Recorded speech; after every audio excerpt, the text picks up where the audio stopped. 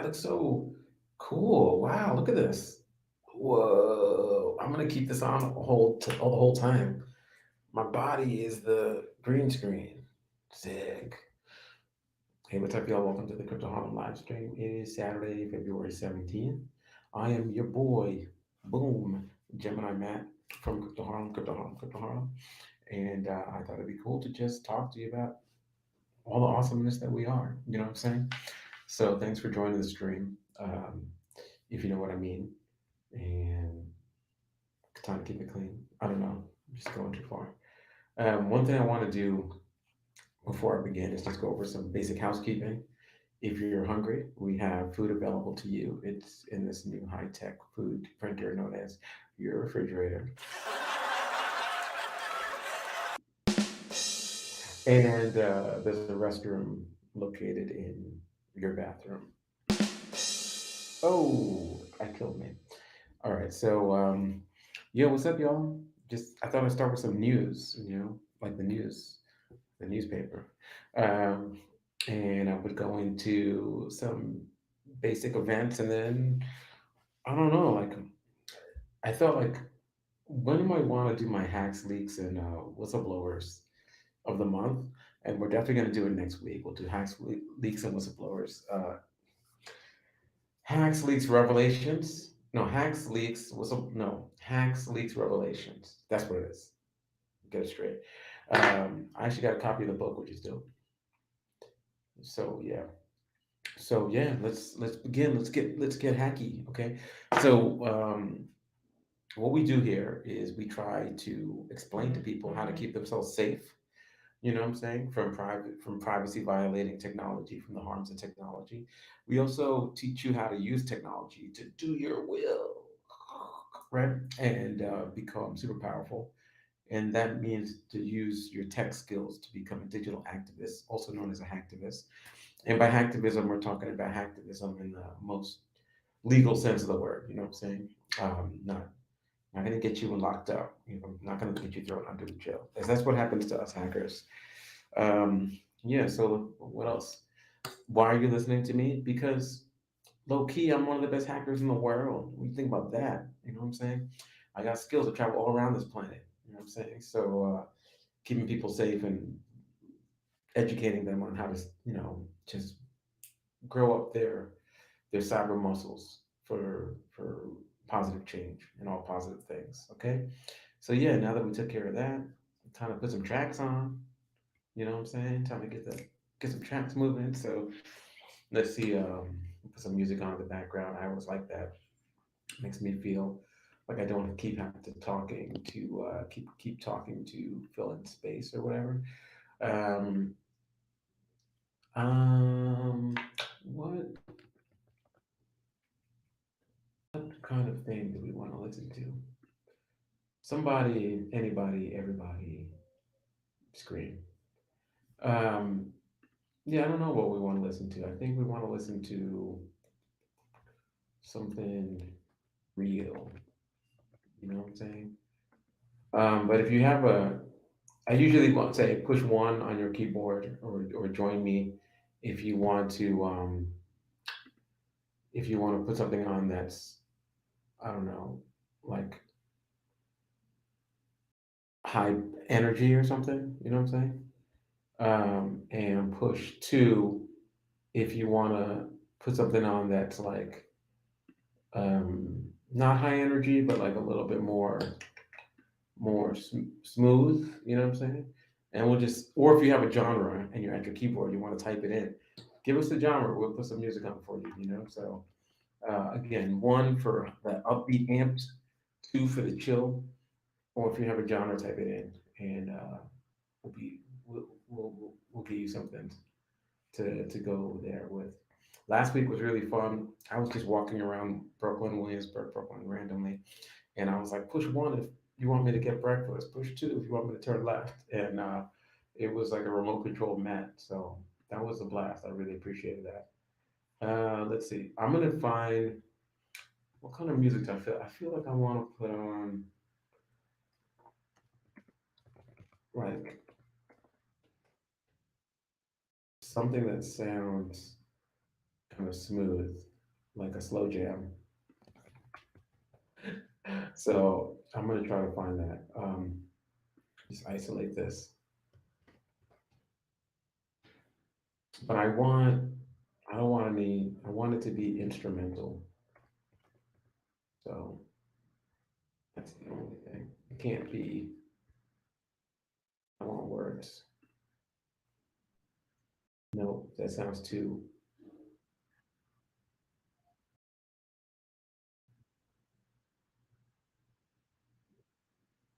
This sounds cool. I'm gonna go with it.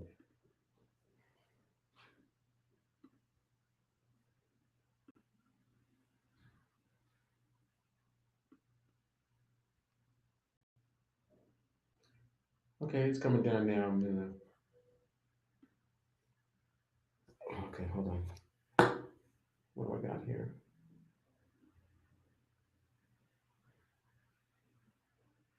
Um,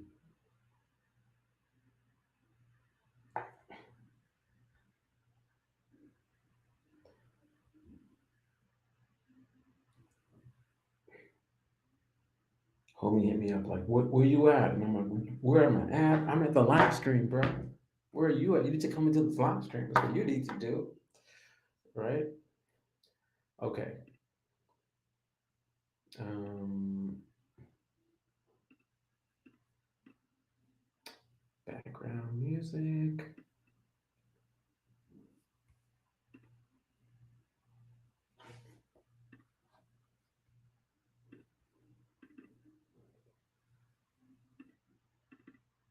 Here we go.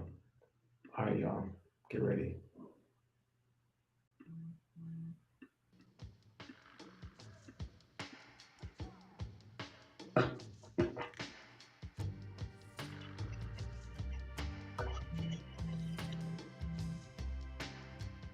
It has a little bit like a beat to it. You know what I'm saying?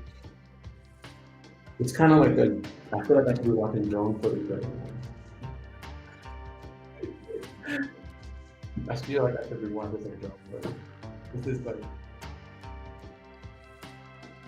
I don't like that fucking guitar part though. Oh no. This is not the instrumental version. Oh,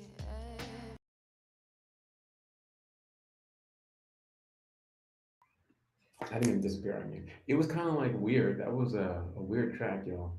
That was not. It was like kind of like Portishead. Remember that band? You know what I'm talking about? So I'm just gonna go for,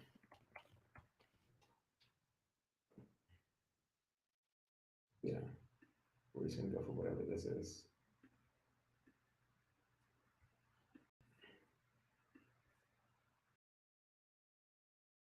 All right. All right. This is what we're gonna have to go with. I didn't. It was very Portishead. See, you know what I'm saying? Heretic knows. Heretic was like, yo, that was feeling. I actually hit this. I was on something that scrolls, something that's infinitely scrolling and addictive and destroys your mind and self-esteem. It was either TikTok or Instagram or something. You know what I'm saying? It was one of those horrible social platforms. I know. And they had, I was like, what is this? It had an ill beat starting, and I was like, and this woman grabbed the mic and started singing, and I was like, wow, this is really good. What is this? And I was like, oh, it's Portishead from like some whatever it was, whatever year that was. But people were like, "This is amazing. Is this new? Like, who is this sound?" What? I gotta follow her. I gotta follow her. Thank you. Thanks for following, yo. Yo, thug in the house. Yo, you're gonna have to get an ear horn for that. Yo, thanks, thug. You know what I'm saying? I mean, there's thug, there's thuggery, there's thuggish, and then there's thug. I mean, you can't get more thugged out than that. That's wild. That's gangster on top of gangster on top of gangster right there. So the fact that you're following and not doing thuggish activities right now means everything to us. So I appreciate you. You know what I'm saying? By the way, if you don't follow, it's free. Just follow. Hit the follow button if you're on Twitch. I have no idea how to follow on the other things that we're on, which is like Facebook and uh, X or whatever you want to call that platform. YouTube, YouTube follow. I don't know. I think you can hit follow. I know there's the bell, and then there's a bell with the sound on it. That's all I know. You know what I'm saying? My niece taught me like follow and subscribe. That's what she says. That's what happens when you learn how to speak English from watching YouTube. So you're just like, hey, you want some apple juice? Yeah, I want some apple juice. Follow and subscribe. And I'm like, yeah, you don't have to actually end every sentence with follow and subscribe. It's wild. That's where we are right now. That's the youth right now. You know what I'm saying? So we did this. Okay, let's get this track up. This one is called Hip Hop Instrumental. As you know, all we have here are the latest and greatest cleared samples. So, like, and if you like J. Cole, we don't have him because we don't have the money to license that. I'm not trying to get a takedown notice or a strike. What? Apgrabaxy? Apgrabaxy. High five. Zombie. High five. Grab that zombie. Oh, Apgrabaxy. Appreciate you. You're going to get a little ear horn love. You know what I'm saying? Because that's what it's about. You know what I'm saying? That's what it's about. It's about the new follows. That's what it's about, okay? So here we go. The latest in knockoff, fake perfume in hip hop. Let's go. Okay. You know what? Thug is truly humble and been down many times. So appreciate that. On the screen, on the screen. Okay. You know, like Kendrick said, stay humble. Okay. All right. So let's do a quick review. Um, I was walking around last week the streets of Brooklyn, and I was talking to people about the empowering tool, Get Ready, Stay Ready, known as Bridgify. And so I'm just going to quickly review what's good with Bridgify. That is okay. So if you go right here, this is their website, and it's like a bridge. You know, like the bridge is over, old school hip hop. Bridgify messaging app, and what it is it's an app that lets you use Bluetooth technology to send encrypted messages. So in a world where the Wi-Fi gets cut, in a world where the internet gets cut, in a world where the cellular gets cut, you don't get cut. See how that feels, saying? You can keep doing what you're doing, you know? So it requires you to install a free app called Bridgify, and then it requires you to log in if you're on an Android to the Google services and register. So when you install the app, you have to do more. You can't just install it and then wait for an emergency. Install it, register your name, and then you're good to go. And you could even go to airplane mode, go to Bluetooth, and communicate with people all around you. Um, Now you're probably wondering, like, that sounds cool, but Bluetooth range, according to my AirPod, according to my headphones, according to my Bluetooth speaker, Bluetooth range isn't that far. It's pretty far. It gets farther. The Bluetooth 5.1 standard is pretty far, you know what I'm saying? But it's not as far as forever, right? And we out here in the world of Bluetooth 5.3, you know what I'm saying? So Bluetooth 5.3 has a range of 240 meters, okay, which is 787 feet, which is wild. It's almost like a football stadium or something, So like, uh, actually, it's two football stadiums long. Because a football stadium is 300 feet, it's 100 yards. So it's two football stadiums, basically 5'3". But most people don't have 5'3". Most people have five, which is half that, 120 meters. You know what I'm saying? But 120 meters, that's pretty long. I'll take it. That's like 300 something feet, just about a football stadium. Now, the problem with Bluetooth is it's not very strong signal, so you've probably never had that level of academic distance because things are in the way, right? Now, what you do is you take your phone and have Bridgify on it, and you register on one time, and then let's say the thing is it does a mesh network. And what that means is the message is bound from device to device. So if we had somebody in California, in Cali, right, and we had someone out in New York, and we had a person every couple of feet with Bridgify on only Bluetooth, right, from California to New York, the message would encryptedly travel to that person in New York by hopping phone to phone to phone to phone to phone. So, this is pretty dope tech. I would love to see them put this on the desktop. I would love to see them put this so that can run on a Raspberry Pi or a very simple computer. So we could ziplock them to batteries and like, you put them in a trash bag and you put them in a battery and you like duct tape them to a tree every couple of feet, and we'd be able to have like nodes that could not be disrupted. You know what I'm saying? So Bridgify is not a commercial product. They didn't sponsor it. This is what we talked about last week. But I was on the street, so I couldn't send any logos or anything. So if you're interested in this tech, um, you can get it from your App Store or from your Google Play Store. And it even has a broadcast mode where you send a message to everybody and anybody. Okay, so just put that in Chizak, boom, Bridgify. All right, Signal encrypted protocol over Bluetooth. I mean, what else is there to know? You know what I'm saying? Okay. Now, what else did I want to get into? I wanted to also talk about this interesting article um, about Section 702 article, and of course it mentions Section 215. Okay, so you might be thinking like, yo, section who? Section what? Section who's or what? You know what I'm saying? And let me just set you straight on this one, okay? So this is an article that ran in Wired magazine, um, February 12th. And you might be thinking, wait, Wired magazine? Don't I know you from Wired magazine? I'm like, oh my goodness, awesome.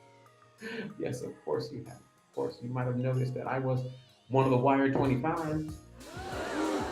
That's right. Wired magazine back in the day, they had a list of people that were dope, and they were like, these people are gonna save us. You know what I'm saying? And on that list, there's some people you might not have ever heard of. You know what I'm saying? So um, maybe you never heard of this person, but their name is Anthony Fauci. He was one of those people. Woo! Yeah, yeah. And maybe you might have seen the movie Origin with Ava DuVernay. Yo, she was on that list. She's on that list.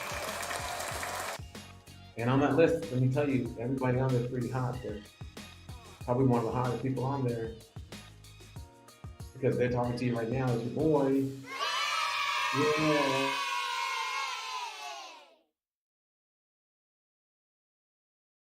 Here's the article real quick. I'm just gonna share it. Boom. I'm talking about digital stuff. Fun. That was cool. Um, we also did like the Wire 25 magazine came out, which was dope. And it was dope to be in that. You know what I'm saying? In the how to build a more resilient world. Okay, so it was hot. It was hot. Okay, so definitely keep that. But we're not talking about Crypto Harlem and all the good work we do. If you never heard of Crypto Harlem, CryptoHarlem.com. You know what I'm saying? Ask about us. We out here.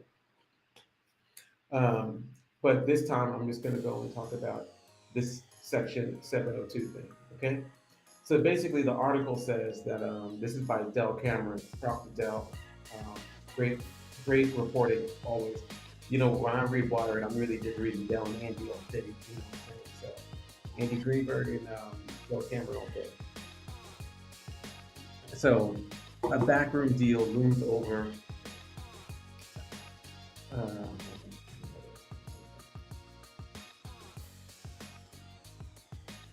this this track is so amped. It's like 2 amps for me. Okay, I'm gonna switch it out soon. It's like it's on the next level. But a backroom deal looms over a high stakes U.S. surveillance fight, and what's going on here, right? What it says basically, you know what I'm saying, is yeah, you know what? Just going back to Bridge of Five, Thugger Thug Thug was like, wouldn't this be dope at a concert? It totally would because cellular networks work opposite to mesh networks. So when you're on a cell tower, the more people on that tower, the worse the tower works. So if there's an emergency or you're at a concert, like, you know what I'm saying, like Coachella or something, which is this year having a hard time selling tickets, um, more people on that network the nodes will actually weaken, the signal will weaken, and then eventually the network will crumble and the cellular won't work. So this is the opposite. The more people on it, the stronger it gets. The more people on it, the farther it reaches. The more people on it, the doper it is. So, there should be straight up like install Bridgeify, people handing out flyers at concerts because once you're on that, as long as you can get to register, which requires touching the internet, as long as you can do that, give the internet one high five, you'll be good to go for the whole rest of the show. So yeah, good. That's a true point there. Thug said it. Thug. Okay. Um, so in this one, it talks about how a lot of times when it comes to surveillance issues, right?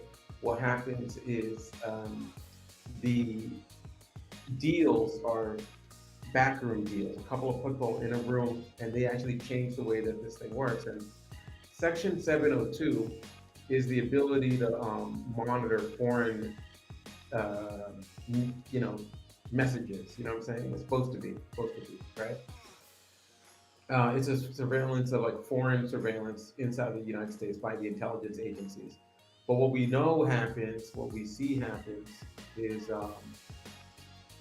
that let me see something real quick. Yeah, what we know happens is it gets abused because, for example, like if somebody who's in the United States talks to someone who's not in the United States, it allows their message to be listened to. So as long as one person is outside the country, the whole thing can be spied on and it's legit. And it leads to a kind of like a way into monitoring U.S. People's communications. You know what I'm saying? And so it's something that people are talking about getting rid of. And this is a deal that might keep it alive because, strangely enough, it's bipartisan support on this kind of thing. Seems like both sides of like the political spectrum are like, yo, what's up with Section 702? So this is one to watch, and we'll continue to see, what happens. You know what I'm saying? Because this is a huge spy apparatus, and this is going on right now in the U.S. Congress, right? Um, and an interesting thing is, even after the law gets struck down, there are things that like can keep it kicking, keep it around. You know what I'm saying? And one of the things that people want to see is, and we brought up a couple times here, right, is that spy agencies realize that like it's a pain in the neck to get a warrant, it's a pain in the neck to go through the proper compliance, and a lot of data broker companies which sell the data they want, they can just pay money and buy the data, so like they can go through the proper channel, fill out all the paperwork, try to get legal authority to spy on you, or or they can just actually pay a company next door that's selling your information and buy it, and there's no paperwork necessary. And that's there's a Wired article on this too from last summer. I'm sure. And this one was again Del Cameron. Del Cameron all day. Yo, Del. If they tracking anyone, they're tracking you and your hot stories. You know what I'm saying? So, but for real. So yeah, this is a real thing that we need to look out for. I'll put a little link in the chat. Hit the link you gave, okay, and put it on your screen. Um, and this is why we always teach you to use encrypted messaging apps.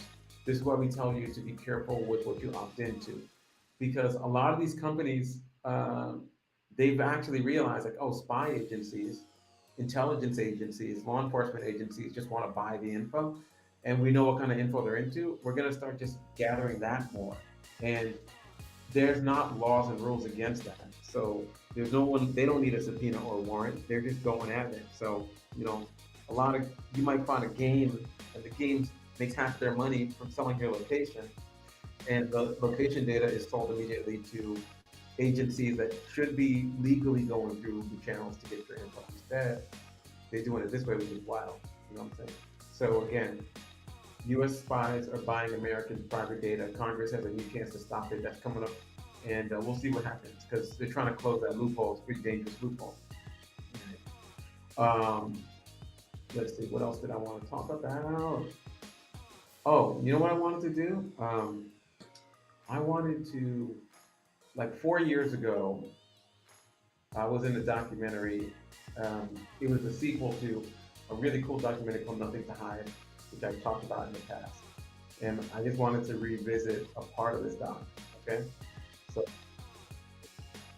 let me get this. Is there a way I can make this not make sound? I gotta get this ad to run. Hmm. I don't think so. I don't think I can mute this group. All right. I'm just gonna blah blah blah blah. Not this guy. Okay, this ad's gonna stop it. Okay. All right. So let me try to see the spot that I'm in. Here.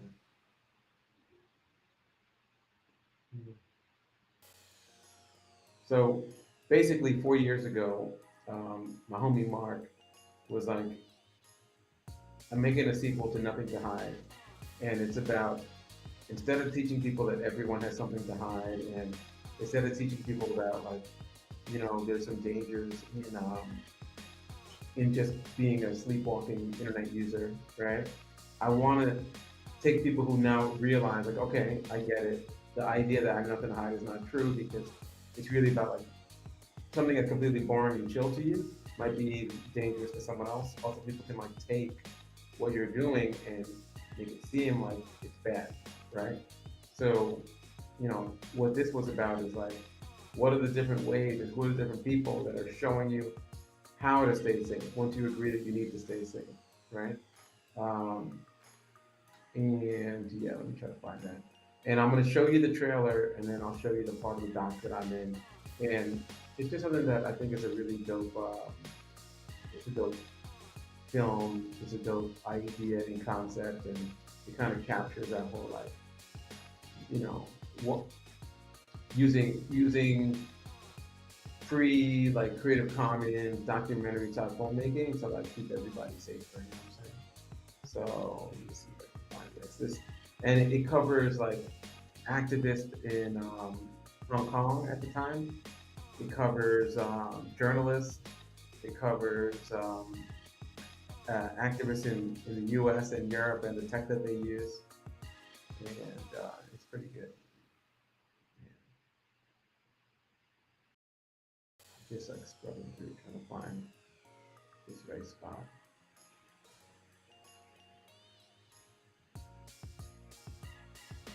I had it queued up, and then that ad, like, messed it up, y'all.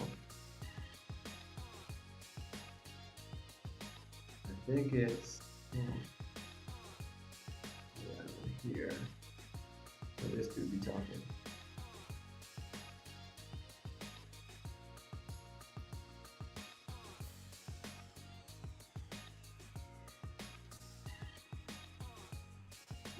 Real close to this spot.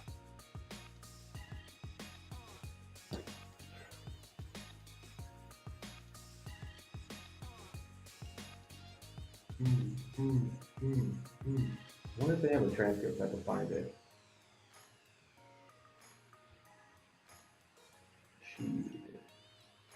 Nah. All right, but let me. It's really hard to do two things at once, y'all. Let me try to get this other thing up and running. Okay. So I talked about Bridgify. I talked about keep your eyes on this news about Section 702.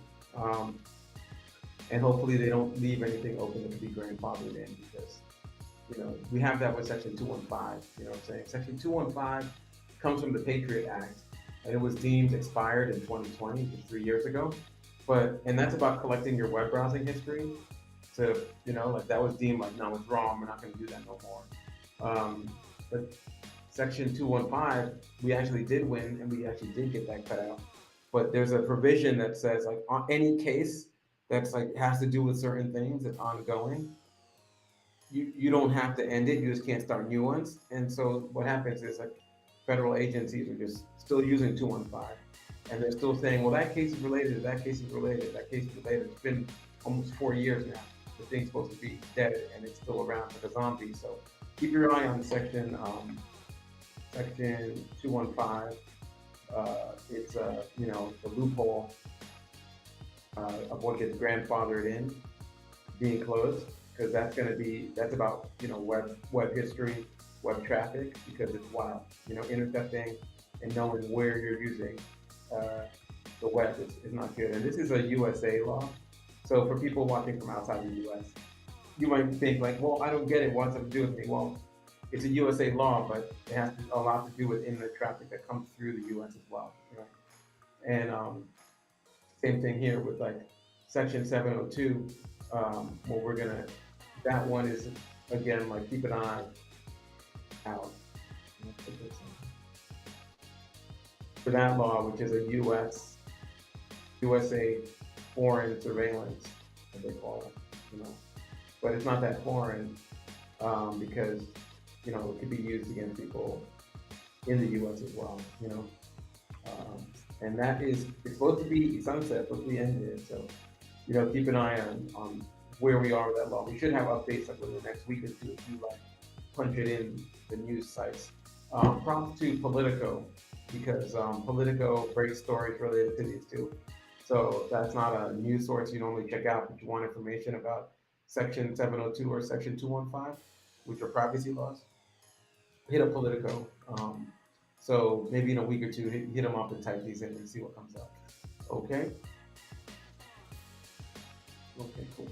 Now, another thing that I wanted to get into, if I cannot find the right spot on here. Let's see if I can find it.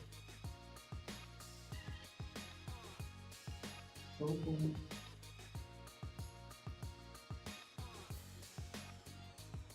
Let's see. I mean, it's a dope film. It's a good look. So I'm not mad at it. And it does look at the events that happened in Hong Kong in 2019. Let's see if I can. Let's see. Stop covering your tracks. Let's see if I can find it.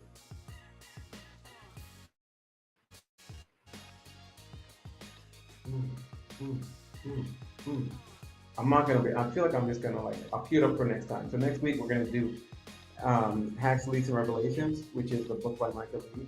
And we've been following the book page by page, chapter by chapter. And it really is a great book and it teaches you how to be an activist. So next week we're gonna dive in deep on that.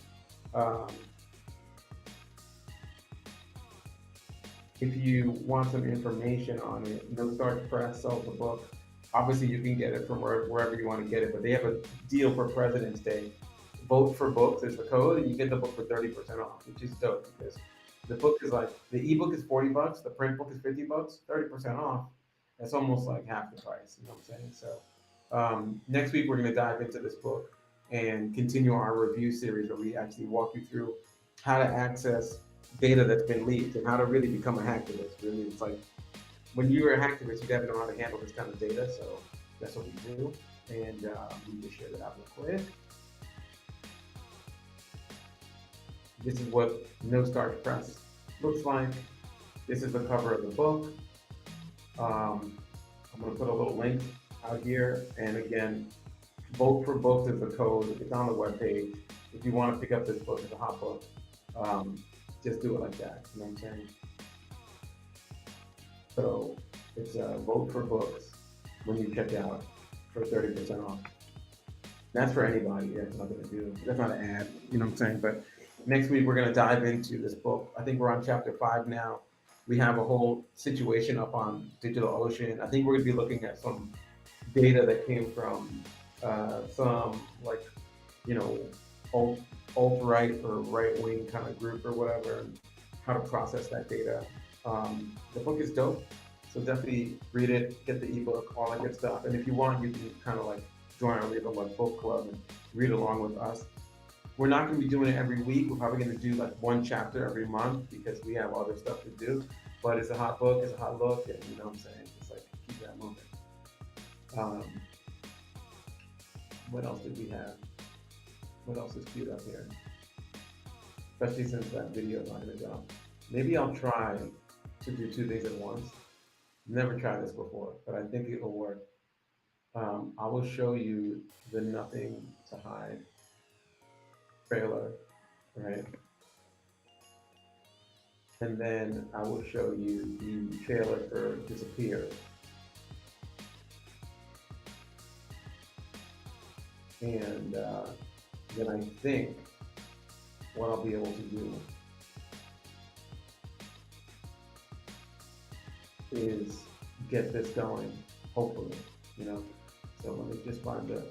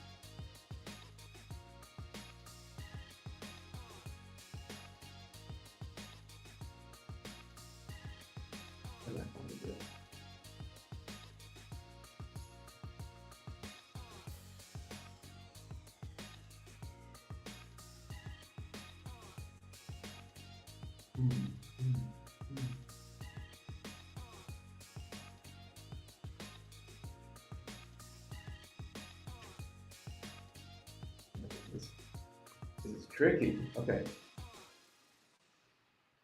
Share it out, y'all. How you doing out there? You have any questions? You have any thoughts? You have any ideas? You know what I'm saying? Like, this is for you too. This isn't just my time. Let me stop this up. Let me share this. Stop this track. And here's the Nothing to Hide trailer.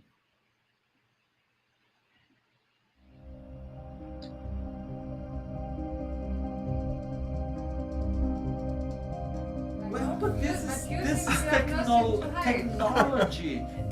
That's why I don't care, you know, because I think, okay, no one wants to know what I'm doing anyway. I think that's the question of what do they care about? The other problem with the nothing to fear, nothing to hide debate is that all of us do have something to hide. Is it like my computer and my cell phone tracked? Yes. Okay. Arguing that you don't care about privacy because you have nothing to hide is no different than saying that you don't care about freedom of speech because you have nothing to say.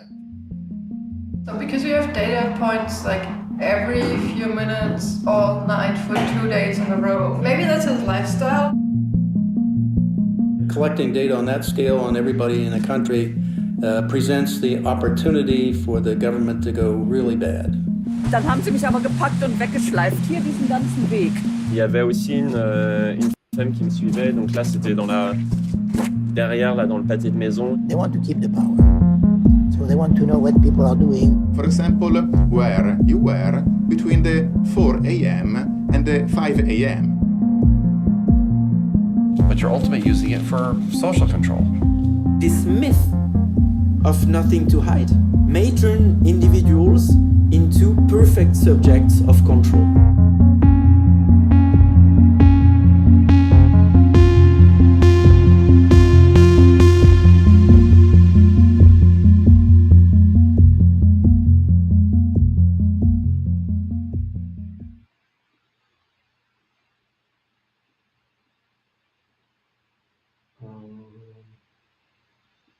Boom.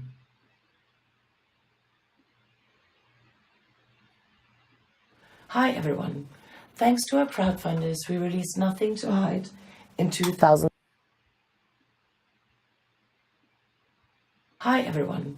Thanks to our crowdfunders, we released Nothing to Hide in 2017, a documentary that advocated the needs for our privacy in a functioning society, and we were amazed that audience members translated the film into 7 languages. It toured over 200 venues, including the European and French parliaments. A recurring question arose during the discussions. How do we now protect our privacy online? This is where the project of Disappear started. It's my privilege to speak to you today about the power of big data and psychographics in the electoral process. 50 millions de profils Facebook récupérés à des fins politiques. Yahoo first estimated that 1 billion of its users had been affected by this hack. Mit wem waren Sie in Verbindung? Per Computer, Handy, Telefon? Von wo aus, wann und wie lange? If we as a people are aware that we are always watched, the panopticon, then we moderate our behaviour. So suddenly democracy begins to wither, and eventually democracy will die. That's why it's so important.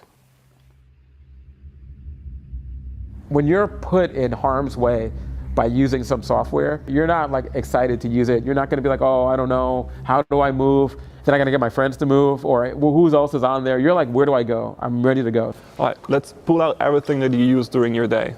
Phone 1, phone 2, laptop 1, laptop 2, these hard disks that are a USB key. Often I see people kind of realizing, oh, wow, I use a lot of stuff, and now we need to think about how to protect all of it.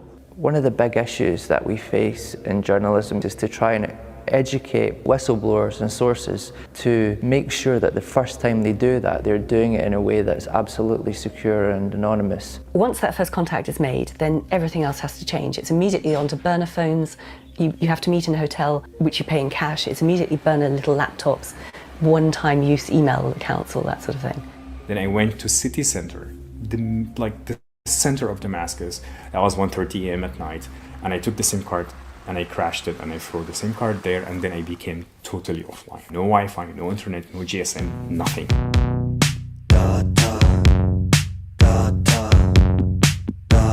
Die wollen meine, ich geb den meine, die klauen meine.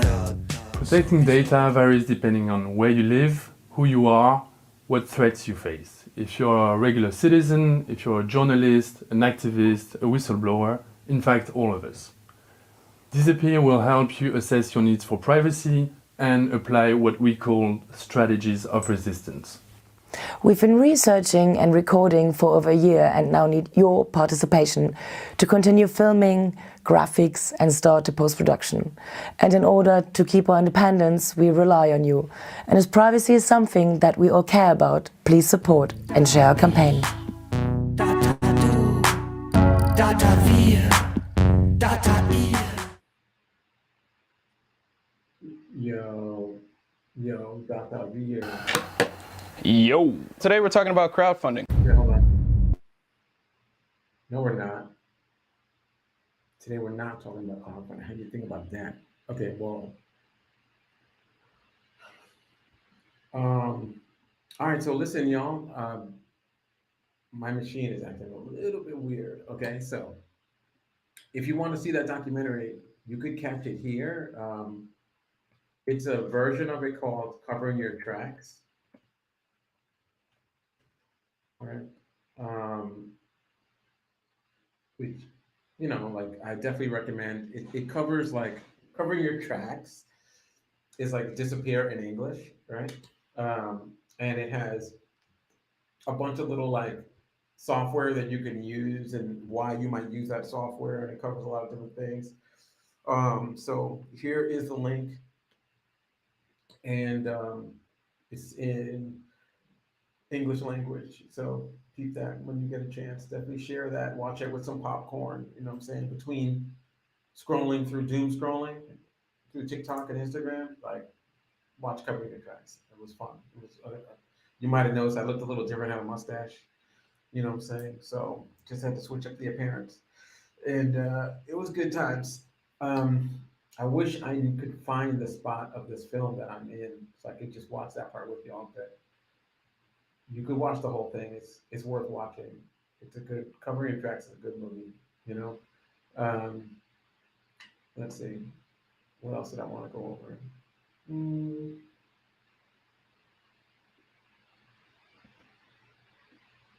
Oh, I did want to talk about Pico CTF for a little bit. You know, because I think like that's a dope thing to look at.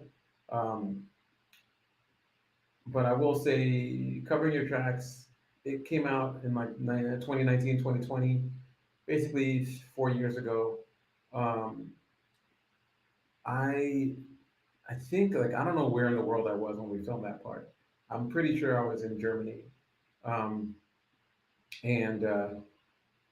it covers like, you know, like pre-George Floyd or like, you know, U.S. racial justice protest and how to stay safe and stuff like that. I think that's what we were talking about in my section of it. and I'm not sure if like, I don't know if like how that works. Am I even in this? Am I even in this cut? It looks so different to me than Disappear, but it's all the footage from Disappear, and I like appreciate the fact that it's in English. So y'all have to peep it.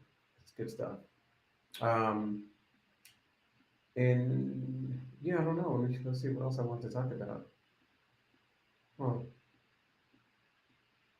this one has some like parts. Um, oh yeah, I want to talk about Pico CTF because the Crypto Harlem intern squad. We got our fifth member, seems like, which is good. So we have a full team that we're going to be entering into this hacking contest called Pico CTF. And since this whole stream is about understanding your rights, fighting back and pushing back against the evils of technology, taking advantage of the dope parts of technology, um, I do want to say that there's this competition called Pico CTF, and in the competition, you can take on these challenges to capture the flag, which is like a hacking game, kind of like football, capturing the flag. And yeah, like we have a squad, the Crypto Harlem squad. Last year they entered, and this year we've been training. We train every week to get better at it. And I thought I'd share the materials that we use because it actually is useful to you to understand like how to be a hacktivist and how to be dope. You know what I'm saying? So let's see if I can find that. Boom, boom, boom, boom.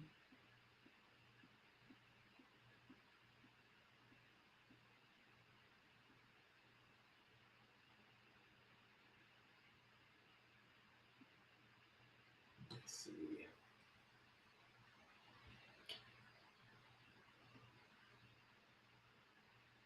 Here we go.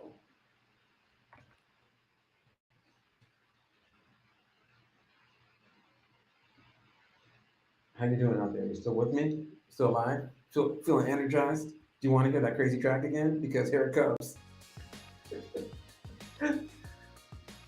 Oh, DJ, crank up that amp. Like, it's so loopy. It's like too much of a loop. I can't. I need to put something else. Oh, it's still. It's too much. I can't.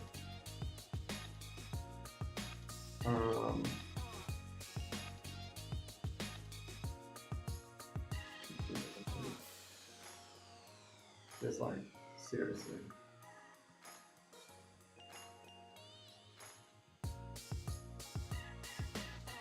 Okay, let's try this. I think this one was kind of weird. It's cyberpunky.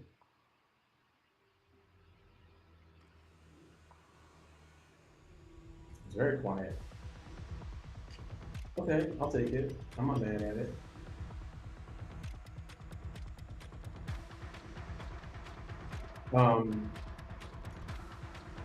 This feels like an action movie right before everything pops up. So Pico CTF is here. I'm going to share this on the screen, and I really like this part of it because you can really train yourself.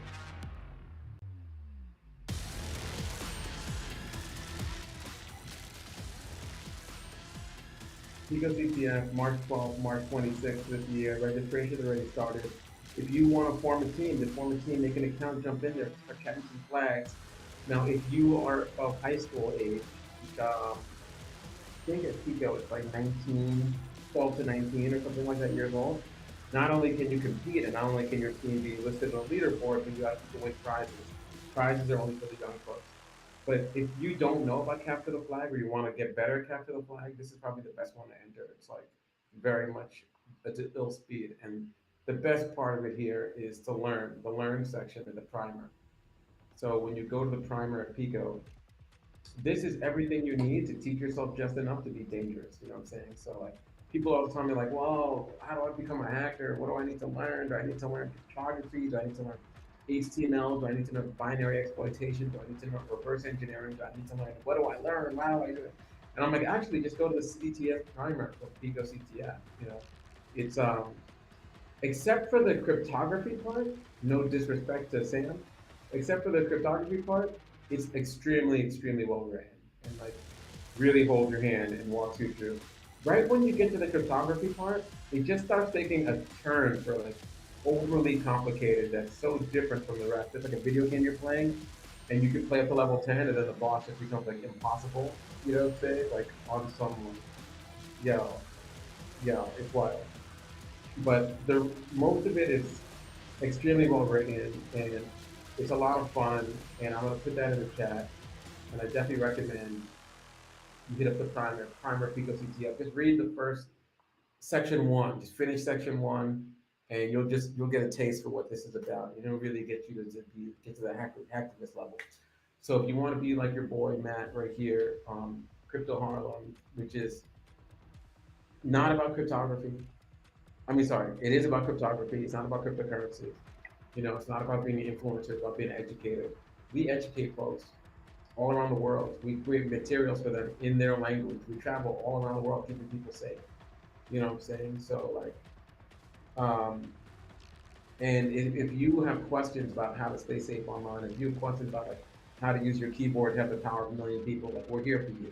And when we tell you that this right here is some good information, read it and tell me if I'm wrong. You know what I'm saying? Okay. All right. So listen, we got 5 minutes left on the clock. Let me throw it back at you what you want to do with the 5. What could we do? I could, if you're out there and you're in front of your keyboard, some people like to listen to this like it's a podcast.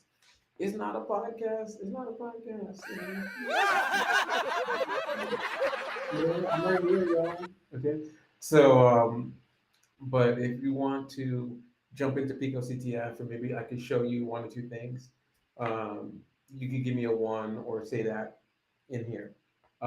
If you want to see maybe, you know, I don't know, like some hacker stories, some current event in the hacker world, hit 2, and we're gonna dive into some current events in the hacker world. You know what I'm saying about what's going on. So 1, Pico, Carnegie Mellon University, play, baby hacker, learn how to get your skills up. We can look at something together, and I can share.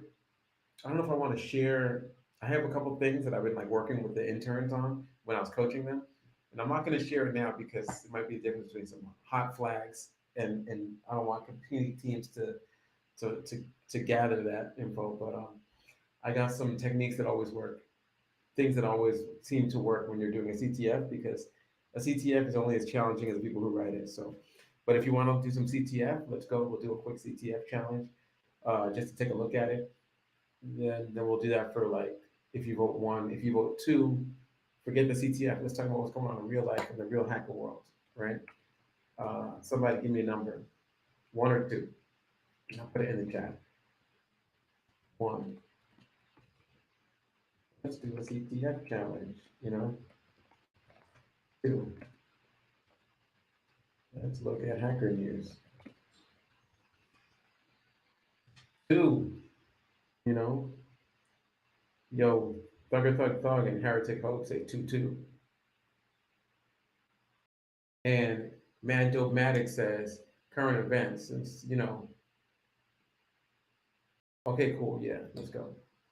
All right, well, you've made your choice, so let's go. I'm gonna put a quick musical change on so we don't have that like cyberpunk hip hop matrix stuff. We're gonna put something else on, and then we're gonna jump into the current events.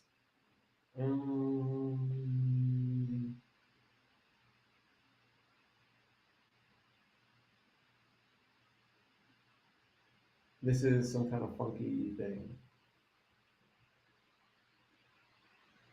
Did I put this in there? Yeah, let's do it.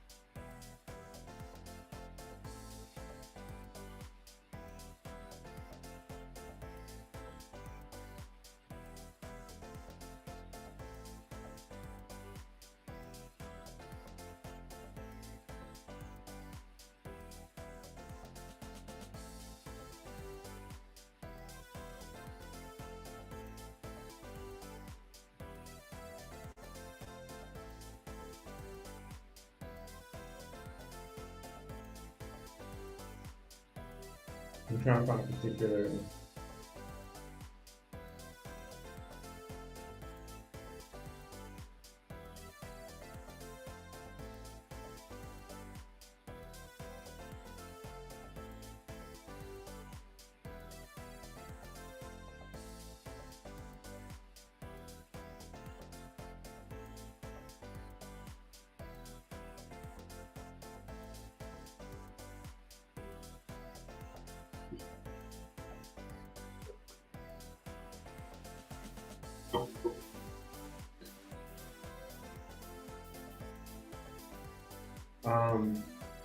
There is an article, and it's a 12-minute read. It came out on Valentine's Day, and it comes from Microsoft's threat intelligence team. And what they did was they actually worked with the OpenAI team, because Microsoft bought OpenAI, and they looked at how hackers are trying to use large language models to attack and disrupt. So there's two stories here. One's the OpenAI story about how they try to prevent and block the use of AI by state-affiliated threat actors, which are hackers that work for countries. You know what I'm saying? So a lot of these hackers that work for countries are military, and these military hackers, they have, like every government, major government now, has a hacker division in the military, and it talks about how they use ChatGPT, no surprise. But what they do is they use it actually to try to translate everything, because they have a hard time reading code that's not in their native language. And they ask it to, like, what does this mean? Or what is this error message? and try to hack people through that. It's a fascinating read. Let me put it in the chat. And let me share the article with you right now. Oh wait, did I put the wrong thing in the chat? Yeah, I did. One second. Here we go. Let me share.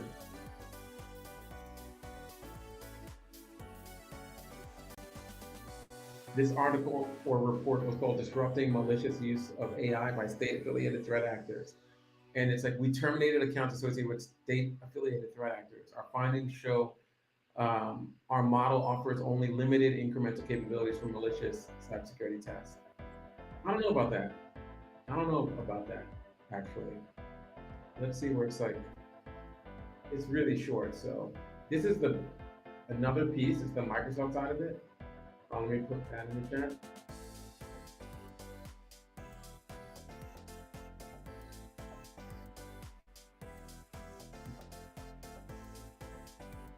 And here's the Microsoft part of the story. Let me make sure I share that. Microsoft story is called "Staying Ahead of Threat Actors in the Age of AI."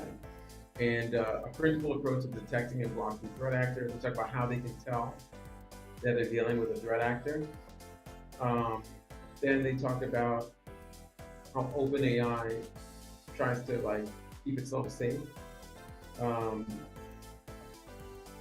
don't know about limited use, actually. I find it's actually very strong. And now they call out some difference in the Microsoft part.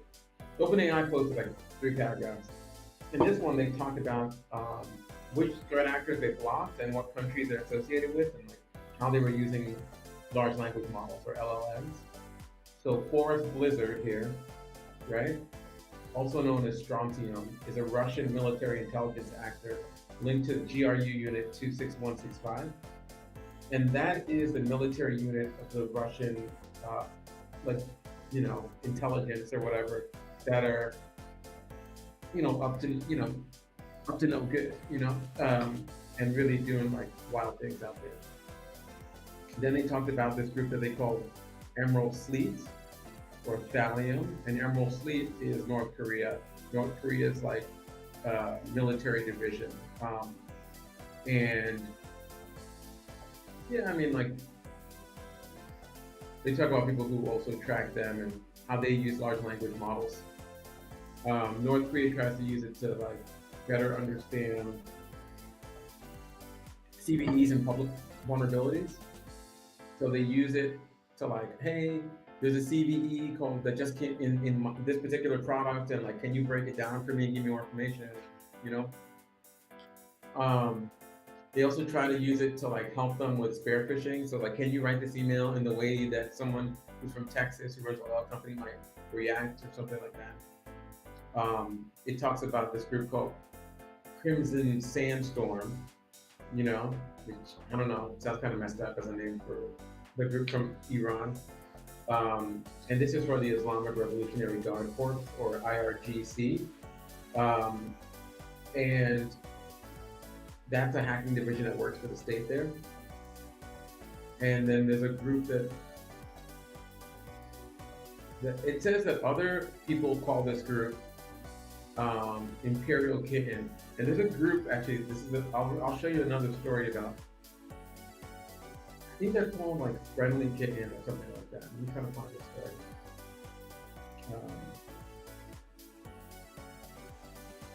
But here it talks about how, you know, again, same story. A lot of people use ChatGPT and large language models for social engineering and for writing very simple scripts to do things. Of course, Charcoal Typhoon, which is the Chinese military team. There's a building out there, it's not listed here, but there's just like this one location where a lot of the Chinese threat actors are, but it doesn't talk about it in this part of the article. Salmon Typhoon, same thing. And you can basically go down this whole list, see how everyone's using large language models, and you could even test it yourself, a large language model for these things. I posted that in the article. And yeah, this is just where we are. You know, of course, everyone's using ChatGPT or large language models. They're using Claude. They're using what used to be Bard, now it's called Gemini, the Google model, for different things. You know, and of course, hackers are going to be using it to do hackery things. You know, when you're getting paid as a hacker, you're not getting paid by the hour. You're getting paid to finish the job early, or it's an assignment because you work in a military division.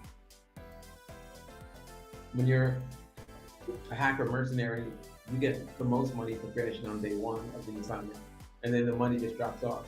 Day two, you make less. Day three, you make less. Day four, you make less. So it's not like anybody's going to trust you to give them the correct hours if you're getting paid hourly anyway, right?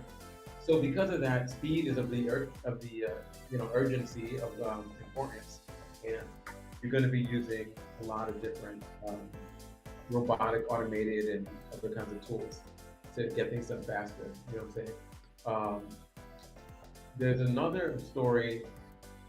This one came out the day before Valentine's Day, and this one it was published by Smex,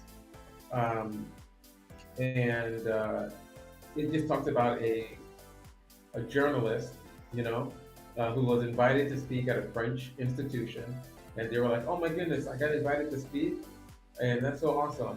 And they clicked on a link, and it's a social engineering attack. And this whole article is really about like basic social engineering. In this case, the link was used to take over the email account.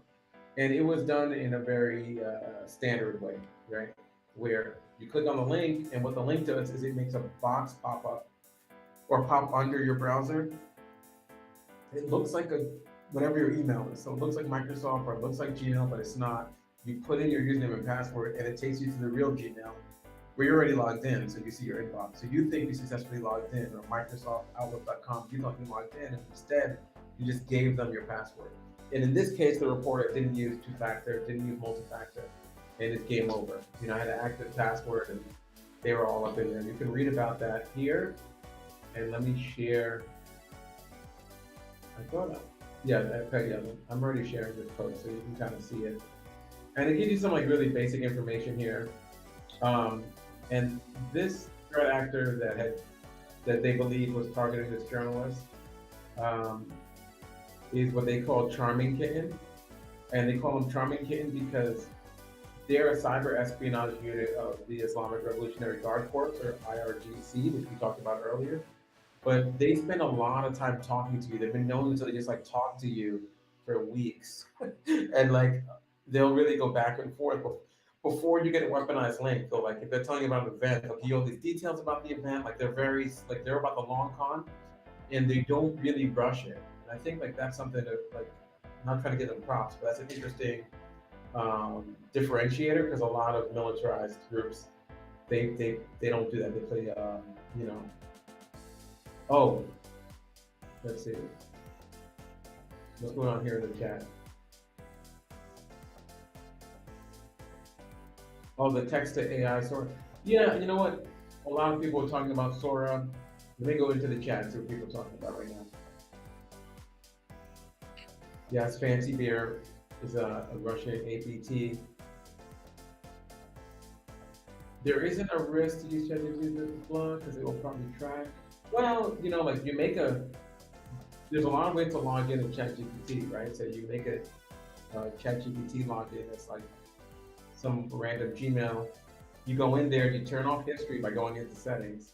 You turn off the history, right? And then you just write something and you just craft a really good message and it outputs what you need. And even if it does track you, you got what you needed. So I think like they're not too upset about getting caught. Getting blocked permanently is the biggest problem. So boom. So yeah, if you turn off history, ChatGPT is not supposed to track what you're doing. So if you were to go right now and you went to ChatGPT and then you logged in ChatGPT, OpenAI or whatever, on the left there's a gear. Is it a gear? Actually, it's your face now. So you click on the lower left corner where you see your account name. You go to settings, and then all you got to do is just like turn off that thing there. So if I close this sidebar, this is what you do. I can't actually do it the right way, and I don't want to like open up my thing. So let me see how I can. Let me just hack my screen a little bit.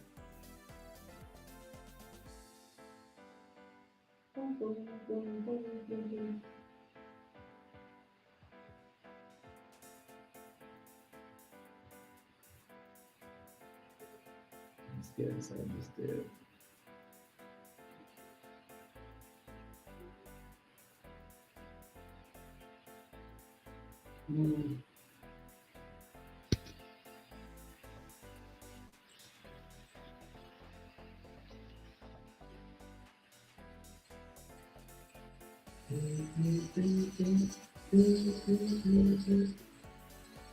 Yeah, but anyway, I was trying to show it to you, but it's like I'm wondering if it's gonna work. Let's get it here.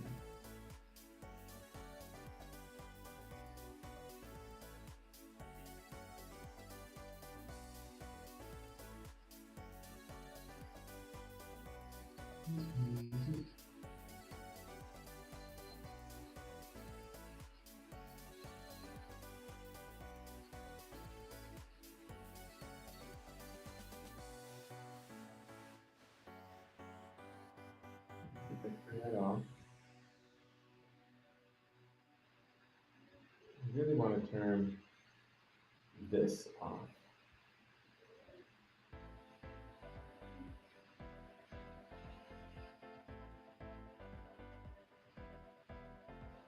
There we go. Almost. Let me get this one.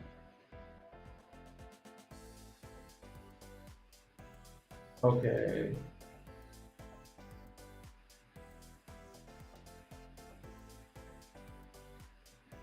I think this. Or this. And you can't see what I'm doing. And then you can't. So it's OL. Where's my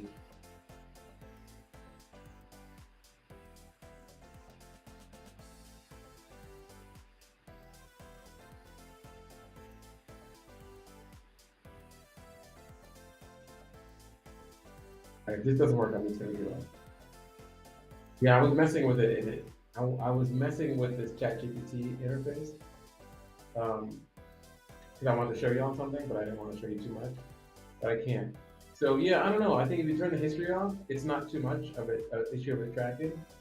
And then here we have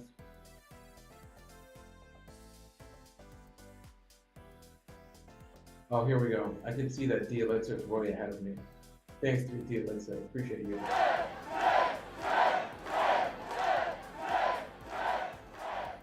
Okay.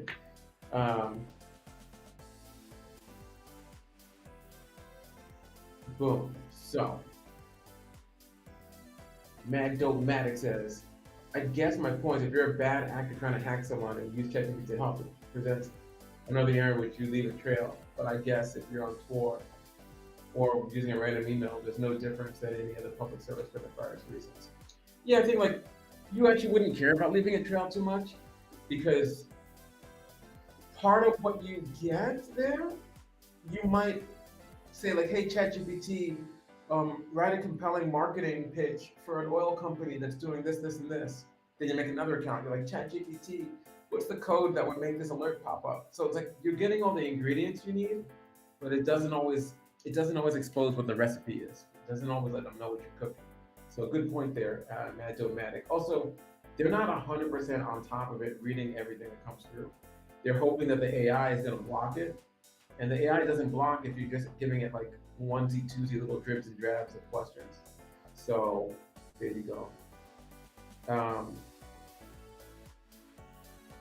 Yeah, I mean, here Heretic Hopes is like, yo, there are some countries where ChatGPT isn't available, but that's just like what? Like, you know, it's not like those countries, people in those countries don't realize how to unblock themselves, especially because a lot of these state actors work for the government. So the government has a network that is basically coming through Texas or something, you know what I mean? So like even though they live physically in another place, they have a network that maybe they have a server that they paid for in a data center in New York City, and they just remote into that data center, and then it looks like it comes from New York City. Like it really technically is coming from New York City.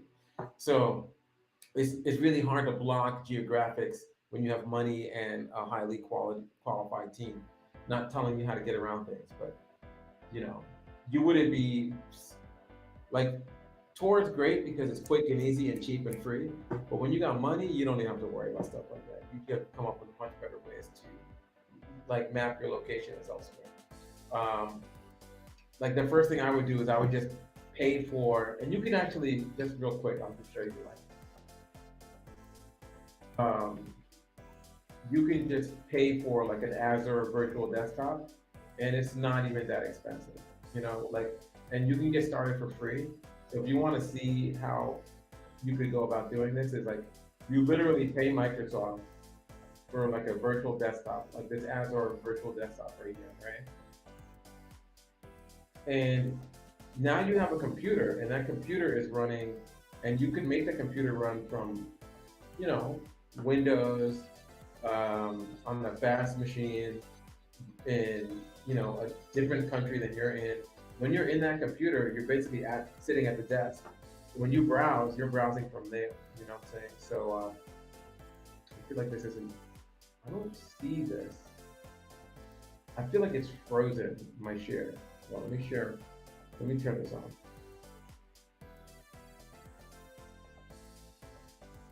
So, and then we'll wrap, I swear. But yeah, basically, you pay money, you get a virtualized Windows machine, like this desktop right here. Let's say you decided you want to pay as you go. You're like, okay, yeah, this machine sounds cool.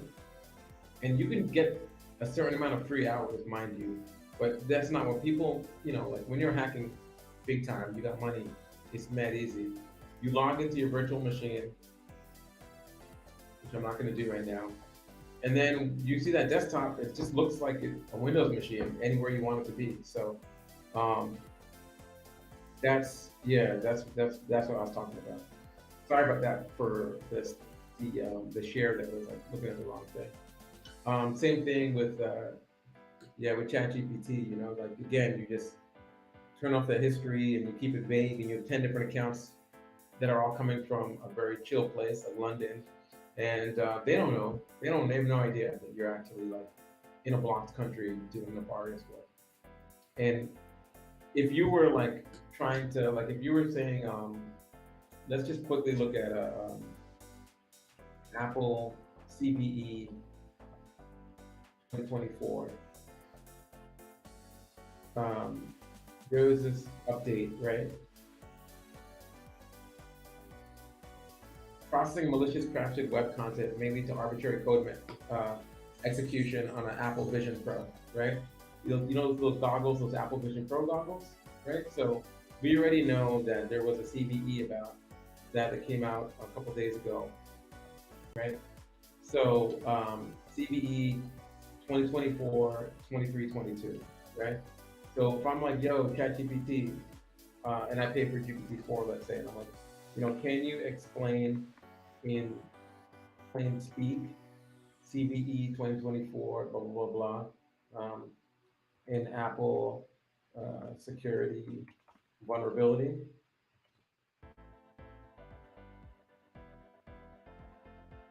And now it's cooking and it's doing the research and it's going to get some stuff from Bing and stuff because this came out recently. So it's not going to use the historic corpus of data from the large language model. And ChatGPT now is just explaining what this thing is, right? And it's like, okay, it's a security vulnerability identified in WebKit, the browser engine developed by Apple. The flaw is classified as a type confusion issue, which if exploited could allow attackers to execute arbitrary code on a victim's device by processing maliciously crafted web content. And then, I'm gonna ask it, could you give me an example?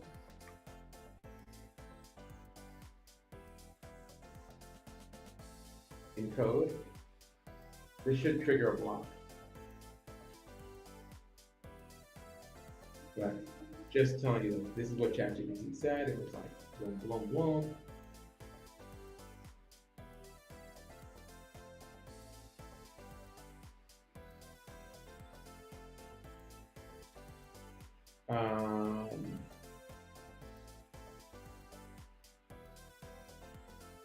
And when I asked for an example in code, it actually wrote the code for me.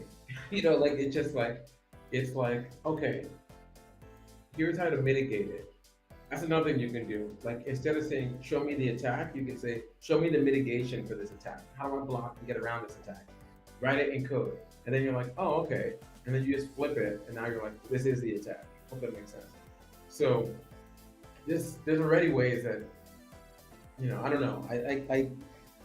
I get it that they're saying that they're stopping and blocking and saving the day, but it's really hard to do that. Anyway, so we're way over time. So I apologize, y'all. So we're gonna wrap it. We're gonna keep it at that. Thanks for hanging with us. Thanks for the new followers. It's dope to see. If you don't already follow, hit follow. If you don't already subscribe, which costs money, subscribe. The interns need some more vegan pizza. Wish us luck on Pico CTF. I'll see you next week when we dive into a chapter of hacks, leaks, and revelations. And until then, just stay safe out there. You know what I'm saying? So remember, if you don't already have Bridgify, get Bridgify. Tell your people to get Bridgify. Log in once, activate your account, then just use it on airplane mode from their point on, or at a very busy, concert or venue or protest or wherever you go where there's a lot of cell phones. This has been Gemini Man from Crypto Harlem. Encrypt, encrypt, encrypt. Stay safe and secure. Peace, y'all.